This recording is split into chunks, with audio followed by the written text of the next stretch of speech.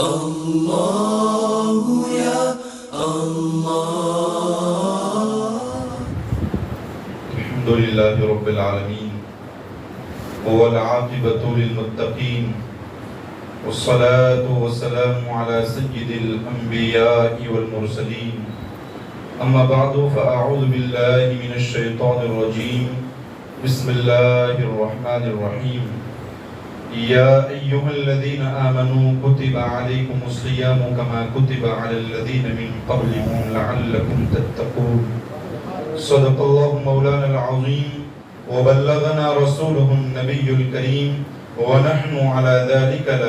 من الشاہدین والشاکرین والحمد للہ رب العالمین۔ بارگاہ رسالت میں جھوم کر درود پاک کا نذرانہ پیش فرما لیں۔ اللہم صلی علی سیدنا مولانا محمد کما تحب و ترضى بأن نصلی علیہ صلاة و سلام علیک یا سیدی یا رسول اللہ صلی اللہ تعالی علیہ وسلم۔ عزیز القدر بزرگوں، دوستوں، نوجوان ساتھیوں، عزیز بچوں، السلام علیکم ورحمۃ اللہ وبرکاتہ۔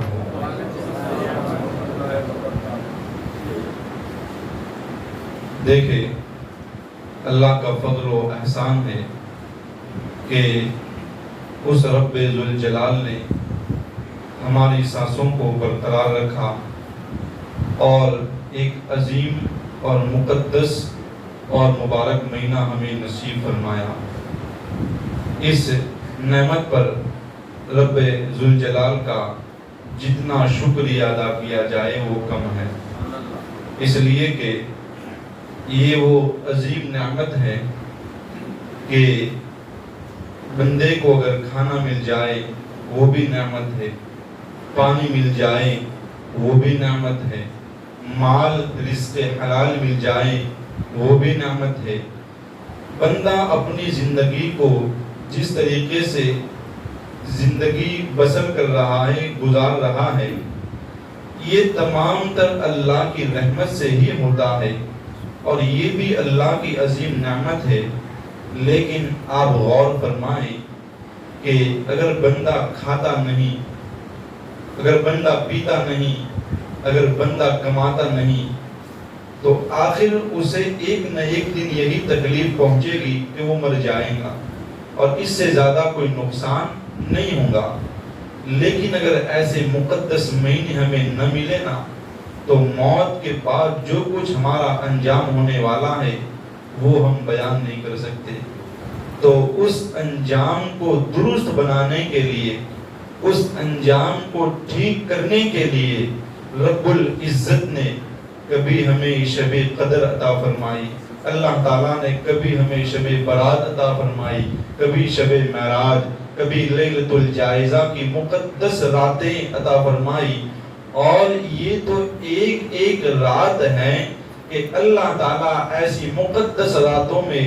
بے شمار گنہگاروں کی بخشش اور مغفرت فرماتا ہے۔ تو وہ تو ایک رات ہے، لیکن اس مقدس مہینے کی تو ہر رات ایسی برکت والی ہے، اس مہینے کا تو ہر دن ایسا برکت والا ہے، ہر گھڑی، ہر منٹ، ہر سیکنڈ میں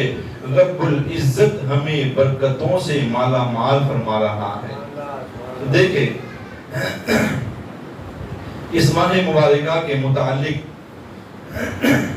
اللہ رب العزت نے ارشاد فرمایا، شہر رمضان الذی انزل فیہ القرآن، کہ یہ تمام جو مہینے ہیں، 12 مہینے، یہ تمام تر من جانب اللہ، یعنی اللہ کی طرف سے ہے۔ یہ دن، یہ ہفتے اور ان کے نام، یہ سب رب العزت کی طرف سے ہیں۔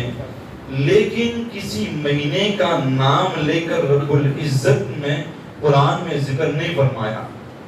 ایک ماہ رمضان المبارک یہ وہ مقدس اور عظمت والا مہینہ ہے کہ رب ذوالجلال نے جب کلام مجید کو بھیجنے کی بات فرمائی تو اللہ فرماتا ہے کہ یہ رمضان کا وہ مقدس مہینہ ہے کہ جس مہینے میں رب العزت نے آسمانوں سے قرآن نازل فرمایا۔ یہ وہ مقدس مہینہ، یعنی رب ذوالجلال نے صرف رمضان شریف کا ہی ذکر فرمایا ہے۔ مہینے 12 ہیں 11 مہینوں کے نام قرآن میں نہیں ملتے، رمضان ہی کا صرف نام ہمیں قرآن میں نظر آتا ہے۔ تو اس مقدس مہینے کو یہ بھی شرف حاصل ہے، اور اللہ رب العزت نے فی لیلۃ القدر، جس کے متعلق پوری سورہ مبارکہ ہے کہ لیلۃ القدر خیر من الف شہر، لیلۃ القدر یہ 1000 مہینوں سے افضل ہے، اس کی برکتیں 1000 مہینوں سے زیادہ ہے، اس کی رحمتوں کی وسعت 1000 مہینوں کی رحمت سے زیادہ ہے۔ تو اتنی مقدس رات بھی اللہ تعالیٰ نے ہمیں جس ماہ میں عطا فرمائی، اس ماہ مبارکہ کو رمضان المبارک شریف کہا جاتا ہے۔ تو یہ وہ مقدس مہینہ اللہ نے ہمیں نصیب فرمایا۔ اب ایک بات اور غور سے سماعت فرمائیں کہ دیکھیں، ایک بندہ جو ہے زراعت یعنی کسان ہوتا ہے، کھیتی کا کام کاج کرتا ہے، تو اب آپ میں سے جو بندے کسان اور زراعت کرتے ہیں انہیں یہ خوب معلوم ہے کہ جب یہ فصل جو بھی موجودہ فصل ہے وہ فصل نکل جانے کے بعد پھر اس میں کوئی فصل نہیں ڈالی جاتی۔ اب وہ اس شدت کی جو گرمی ہے، اس گرمی سے پہلے وہ کسان جو ہے اپنے کھیت کو خش و خاشاک سے صاف اور پاک کرتا ہے، تمام طریقے کا جو کچرا ہے، جو اس میں فضولیات ہے، ان تمام کو نکالتا ہے، محنت کرتا ہے، مشقت کرتا ہے، نہ وہ دھوپ دیکھتا ہے نہ گرمی کی شدت دیکھتا ہے، تمام تر تکلیفوں کو برداشت کر کے،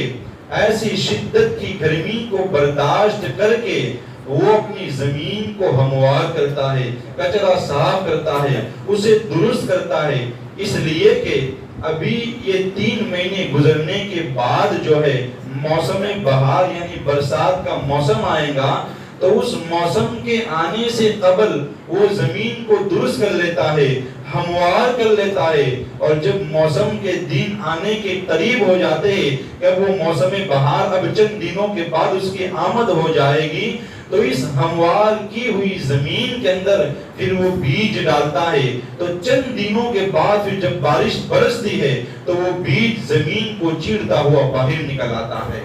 یعنی اس کسان کو وہ جو زراعت کاری کر رہا ہے اسے بڑی خوشی ہوتی ہے، خوشی اس بات کی کہ اس نے جو محنت کی، جو مشقت کی، زمین کو ہموار کیا، گرمی کو برداشت کیا اور پھر بیج ڈالا، تو جب یہ بیج پھوٹ کر کے زمین کو چیر کر باہر نکل آیا تو اب اسے اس بات کی امید ہے کہ اب چند مہینوں کے بعد یہی میری محنت مجھے پھل دے جائے گی، پھر میں مجھے کثیر مال ملے گا، میرا اور میرے بچوں کا، اور تجارت چل پڑے گی، بڑا نفع حاصل ہوگا۔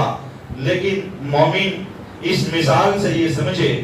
کہ ہمیں بھی جو ہے یہ رمضان المبارک شریف سے قبل میں نے یہ بتایا تھا کہ ہم اپنی دلوں کی زمین کو ہموار کرے، اسے صاف کرے، اور صاف کرنے کا طریقہ یہی ہے کہ توبہ و استغفار کیا جائے، اور جو بیج ہے وہ عقیدہ اہل سنت ہے اسے بویا جائے۔ اب لوگ یہاں پر یہی دیکھتے کہ رمضان کا مہینہ تو جلوگر ہے، اب ہمیں کثیر برکتیں مل جائے گی، ہمیں رحمتیں مل جائے گی، ہمیں نجات مل جائے گی، جہنم سے آگ سے آزادی کا چھٹکارا مل جائے گا۔ لیکن ان تمام تر باتوں کے اندر فائدہ اسی بندے کو ملے گا کہ جو موسم بہار سے پہلے بیج بوتا ہے، تو جب برسات برستی ہے تو پھر بیج اگ نکلتا ہے۔ اب جس کے یہاں بیج ہی نہ ہو، ایک بندہ زمین کو ہموار بھی کر لے، صاف بھی کر لے، درست بھی کر لے، لیکن موسم کے آنے سے پہلے اس میں بیج نہ ڈالے، تو بتاؤ اس کی محنت کا اسے کچھ فائدہ حاصل ہوگا؟ اس کی محنت سے اس کے رنگ لائے گی؟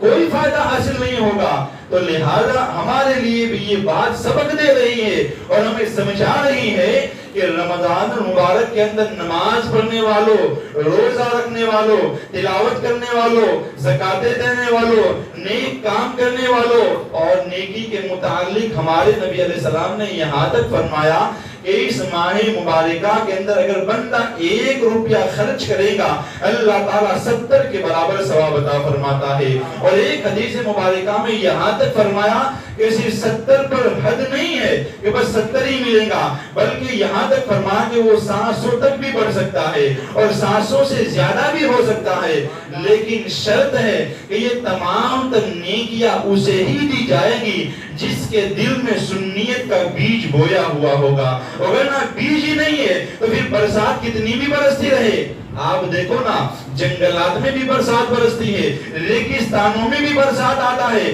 لیکن وہاں پر کبھی کاٹن کی کھیتی ہوتی ہے کیا؟ وہاں پر کبھی کیلے کا پھل ملتا ہے کیا؟ وہاں پر کبھی سیب کا پھل نظر آتا ہے؟ نہیں آتا، کیونکہ وہ زمین تو ضرور ہے لیکن زمین بنجر ہے، وہاں برسات برسے بھی پھر بھی اس زمین کو کوئی اثر نہیں ہوتا۔ تو جس کا عقیدہ درست نہیں وہ بنجر زمین کے مانند ہے، اور جس کے دل میں عقیدہ اہل سنت کا ہے اس کا دل جو ہے زمین فردروب کے مانند ہے۔ جب رحمت کی برسات آئے گی تو یہاں پر پھل نکل آئے گا، یہاں پر تمہیں فائدہ حاصل ہوگا، اور یہ تمام تر فوائد اور کمالات کا تمہیں احساس کب ہوگا؟ جب تمہاری آنکھیں بند ہو جائے گی، جب تم اس دنیا کو چھوڑ کر چلے جاؤ گے تب تمہیں ان تمام تر فوائد کا احساس ہوگا کہ کاش کہ اس وقت میں عقیدہ درست کر لیتا تاکہ آج مجھے میری نمازیں فائدہ دیتی، مجھے تلاوت کلام مجید فائدہ پہنچاتا، میرے صدقات، میری زکاتیں، میری نیکیاں، میرے عمل خیر و خیرات مجھے فائدہ دے جاتے۔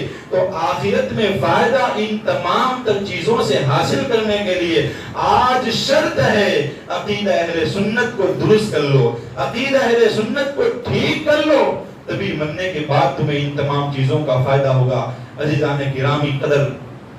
اللہ تعالیٰ فرماتا ہے کہ رب العزت نے فرمایا کہ یا ایھا الذین آمنوا کتب علیکم الصیام کما کتب علی الذین من قبلکم لعلکم تتقون۔ ابھی یہ میری تمہیدی گفتگو سے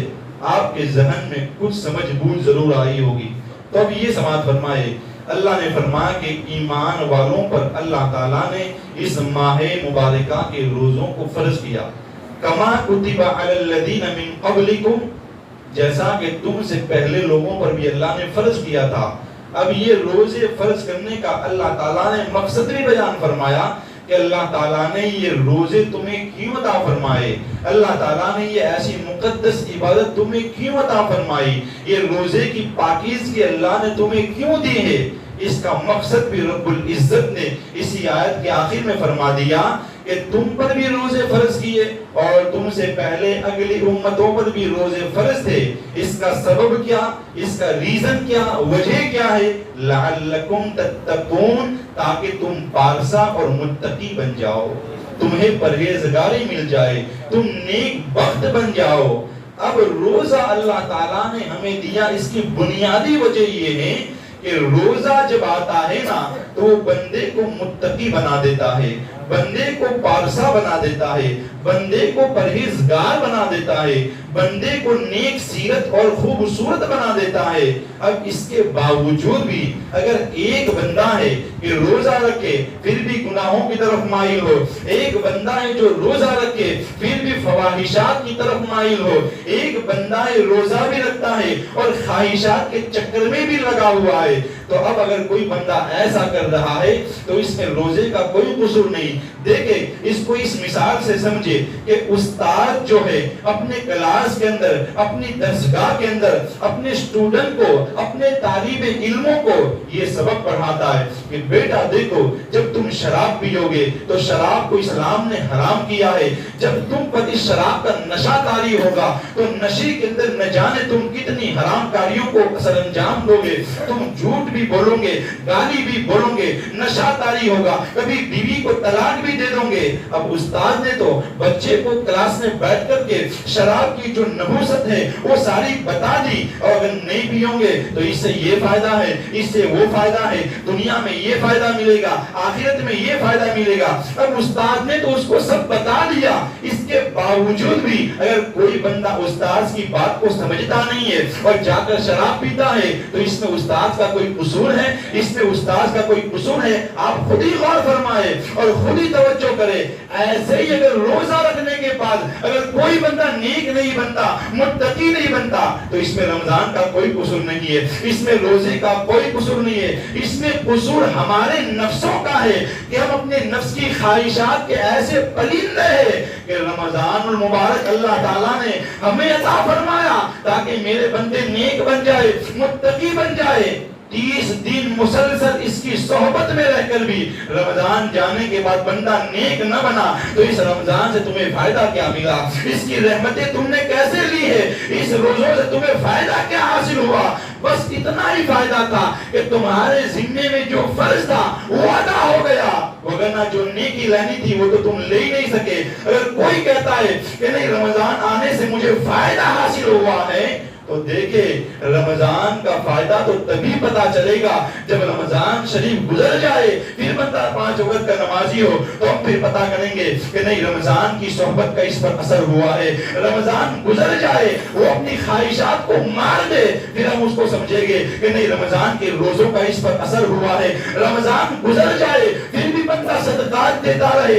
غریبوں کو نوازتا رہے، یتیموں مساکین کا خیال رکھتا رہے، پھر ہم پتا کریں گے کہ نہیں رمضان کی برکتوں کا اس پر اثر ہوا ہے۔ لیکن آج لوگ جو ہے رحمان کے بندے بننے کی کوشش نہیں کرتے، جو بھی بنتا ہے وہ رمضانی بنتے نظر آ رہا ہے، جو بھی جس کو بھی دیکھو وہ رمضانی نظر آ رہا ہے۔ تو عزیزان گرامی، جس رب سے تم ماہ رمضان میں ڈرتے ہو، جس رب کا تمہیں ماہ رمضان میں خوف آتا ہے، وہ میرا رب تو حی لا یموت ہے، وہ تو ہمیشہ زندہ ہے۔ رمضان آئے یا چلا جائے یا نہ بھی رہے، رب تو ہمیشہ سے زندہ ہے اور ہمیشہ زندہ رہنے والا ہے، اسے کبھی موت نہیں آنے والی۔ تو رمضان میں اللہ سے ڈرنے والے مسلمانوں، شعبان میں بھی ڈرو، رجب میں بھی ڈرو، ذی الحجہ میں بھی ڈرو، اور 12 مہینوں میں اللہ کا خوف اختیار کرو، اس لیے کہ اللہ نے روزے ہمیں عطا اس لیے فرمائے کہ جب تمہارے دلوں میں تقوی آ جائے گا، اور جب تقوی انسان کے دل میں پیدا ہو جاتا ہے تو رمضان رہے یا چلا جائے، رات رہے یا دن ہو، سفر میں ہو یا حضر میں ہو، مکان میں ہو یا بازار میں ہو، لیکن جب تقوی مل گیا تو بندہ ہر مقام پر اللہ سے ڈرتا نظر آتا ہے، اس کے دل میں خوف الہی نظر آتا ہے۔ تو ہمیں چاہیے کہ رمضان کی ایسی قدر کرے، اس کی ایسی حرمت کو بجا لائے، اس کی ایسا استقبال کرے۔ اور استقبال کا طریقہ کیا ہے کہ صرف جو ہمارے یہاں مہمان آتا ہے اسے صرف کھانا نہ کھلایا جائے، اسے صرف پھول کا ہار نہ پہنایا جائے، بلکہ مہمان کی تمام تر ضروریات کو پورا کرنا یہ میزبان کی ذمہ داری ہوتی ہے۔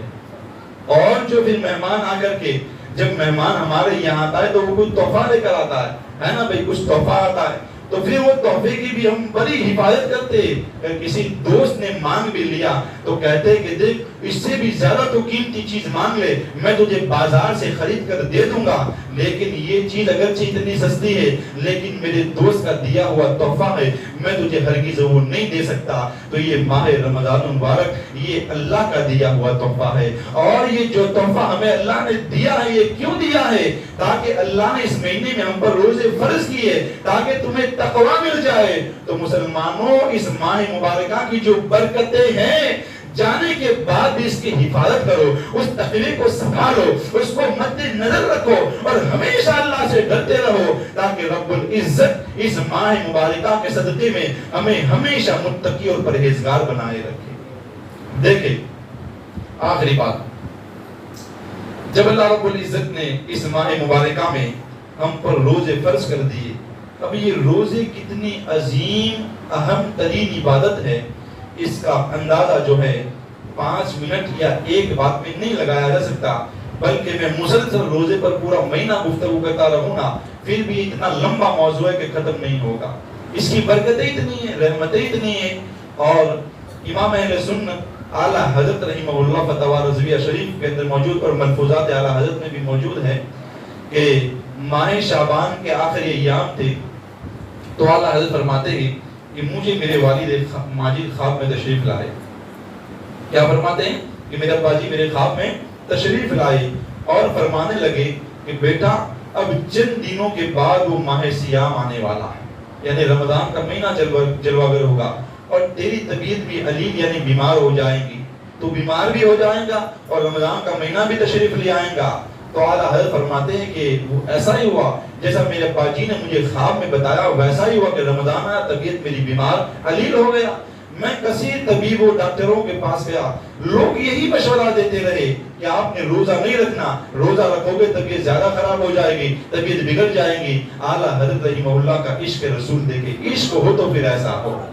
صرف نعت خانی میں پیسے ڈالنے کا عشق نہ ہو، عشق ہو تو پھر نماز پنجگانہ کا عادی بھی ہو، عشق ہو تو بندہ پھر نیک ہو، اور عشق رسول ہو تو پوری مکمل شریعت مصطفیٰ پر عمل کرنے والا بھی ہو۔ اعلیٰ حضرت کا عشق رسول دیکھے، اعلیٰ حضرت فرماتے کہ ہزاروں طبیبوں اور ڈاکٹروں کا یہی قائد تھا کہ آپ روزہ نہ رکھے، روزہ رکھو گے طبیعت زیادہ خراب ہو جائیں گی اور ہو سکتا ہے کہ آپ کی جان بھی چلی جائے۔ اعلیٰ حضرت فرماتے کہ میں ان طبیبوں کی مانوں یا ان طبیبوں کے سردار مدینے کے تاجدار کی مانوں۔ اعلیٰ حضرت فرماتے کہ میرے آقا نے فرمایا کہ سومو تصحو، روزہ رکھو اور صحت پا جاؤ۔ اعلیٰ حضرت فرماتے کہ طبیعت اتنی علیل تھی کہ اچھے ہونے کے قابل نہیں، لیکن فرمان مصطفیٰ پر عمل ایسا ہوا کہ 30 دن مکمل روزے رکھے اللہ نے شفا عطا فرما دی، اللہ نے شفا عطا فرما دی۔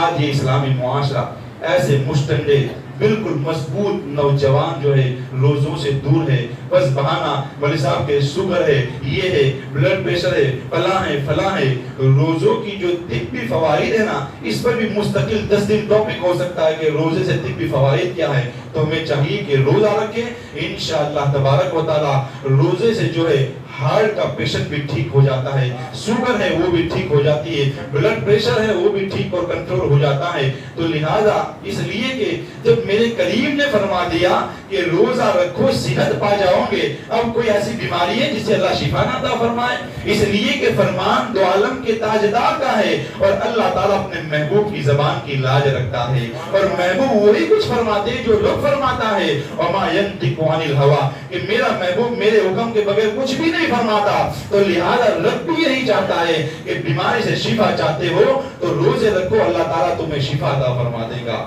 تو ہمیں چاہیے کہ ایسے ادھر ادھر کے بہانوں میں نہ جائیں اور بہانے تلاش نہ کریں، بلکہ رمضان شریف کی تاکیداً روزے رکھے۔ اس کے روزوں کے اتنے فضائل ہے، اگر ایک روزہ چھوٹ جائے اس کے قضا میں ساری زندگی بھی روزے رکھتا رہے نا تو اللہ تعالیٰ ایسا اجر عطا نہیں فرماتا جیسا اجر رمضان کے ایک روزے پر عطا فرماتا۔ دیکھیں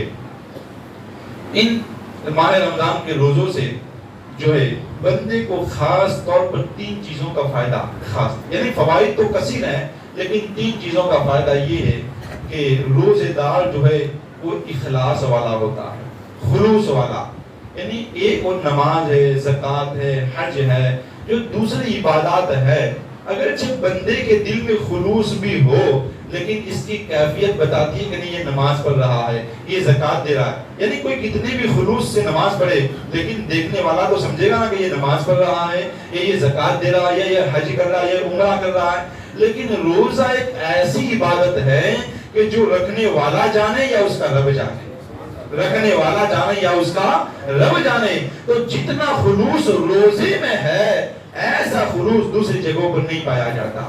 یعنی ہم یہ نہیں کہتے کہ نماز پڑھنے والا خلوص والا نہیں ہے، ضرور ہے، لیکن دیکھنے والا اس کو دیکھ کر کہتا ہے کہ یہ نماز پڑھتا ہے، لیکن آپ میں سے کوئی بتا سکتا ہے پکے یقین کے ساتھ کہ میں نے روزہ رکھا یا چھوڑ دیا ہے؟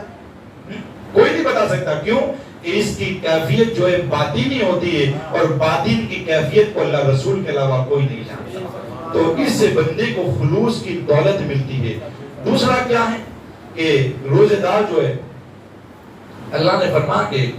جو متقی کی جو صفات کو اللہ تعالیٰ نے قرآن میں سورہ بقرہ کے شروع میں فرمایا کہ الذین یؤمنون بالغیب ویقیمون الصلاۃ ومما رزقناہم ینفقون، کہ متقی وہ ہے جو غیب پر ایمان رکھتا ہے۔ اس پر ایمان رکھتا ہے؟ غیب پر۔ اب دیکھیں ایک بندے نے روزہ رکھا ہے، اب اس کے گھر میں تنہا ہے، نہ اس کے بھائی ہے، نہ دوست ہے، نہ بیوی ہے، نہ بچے، نہ رشتہ دار، کوئی نہیں، بس وہ تنہا ہے، اور تمام طریقے کے پھل فروٹ اور میوہ جات بھی اس کے سامنے موجود ہے، پھر بھی وہ بندہ اس کی طرف نہیں جاتا، اس سے بچتا ہے۔ کیوں بچتا ہے؟ اس لیے کہ یہ متقی ہے، اور روزہ بندے کو متقی فرماتا ہے، بناتا ہے۔ اور متقیوں کے بارے میں اللہ نے کیا فرمایا کہ جو متقی ہے وہ ایمان بالغیب رکھتے ہیں، یعنی غیب پر ایمان رکھتے ہیں۔ حالانکہ وہ کھا بھی لینا تو اس کو کوئی مارنے والا نہیں، اس کو کوئی ڈانٹنے والا نہیں، لیکن اس کے رب کی ذات پر اس کا ایمان بالغیب اتنا مضبوط ہے کہ وہ یہ تصور کرتا ہے کہ اگرچہ میں تو رب کو نہیں دیکھ رہا لیکن میرا رب مجھے ضرور دیکھ رہا ہے، میرا رب مجھے ضرور دیکھ رہا ہے۔ تو جو بندہ روزہ رکھتا ہے نا اس کا ایمان بالغیب بھی بڑا مضبوط ہو جاتا ہے، اور ایمان بالغیب مضبوط ہونا یہ متقیوں کی علامت ہے۔ دوسرا، جو روزے دار ہوتا ہے وہ بڑا امانت دار ہوتا ہے۔ وہ کیا ہوتا ہے؟ بڑا امانت دار، اس لیے کہ روزہ یہ اللہ کی عبادت ہے اور اللہ کی امانت ہے۔ اب بندے نے روزہ رکھ لیا، اگر وہ چاہے تو تنہائی میں چائے بھی پی لیتا، کھانا بھی کھا لیتا، پھل فروٹ بھی کھا لیتا، لیکن نہیں، وہ یہ تصور کرتا ہے کہ یہ میرے رب کی دی ہوئی امانت ہے، اس امانت میں خیانت نہیں کروں گا، اس امانت میں خیانت، اور خیانت کیا ہے کہ روزہ افطار سے پہلے ہی تم توڑ دو، یہ خیانت ہو جائے گی۔ تو لہذا بندہ اللہ سے ڈرتے ہوئے اس کی امانت کی حفاظت کرتا ہے۔ تو روزہ بندے کو مخلص بناتا ہے، ایمان بالغیب مضبوط کراتا ہے اور اس کو امانت دار بناتا ہے۔ بس میری آپ سے یہی ریکویسٹ ہے کہ اس ماہ رمضان مبارک شریف کی ہر گھڑی کو ضائع نہ کرے، اس کی راتوں کو بھی ضائع نہ کرے، اس کے دنوں کو، اس کے ہفتوں کو، اس کے منٹوں کو، اس کے گھنٹوں کو، اس کا ہر سیکنڈ کو ضائع نہ کرے، بلکہ ہر منٹ کو تم دین مصطفیٰ کے لیے خرچ کرے۔ اللہ رب العزت کی بارگاہ سے یہی امید قوی ہے کہ رب العزت ہم تمام کی بے حساب بخشش و مغفرت فرما دے، اور ماہ رمضان المبارک کی ہمیں اس کی کما حق و قدر و قیمت کرنے کی توفیق عطا فرمائے۔ وما علینا الا البلاغ۔ السلام علیکم ورحمۃ اللہ وبرکاتہ۔ شرقت نفسي بنور من فؤادي حينما رددت يا رب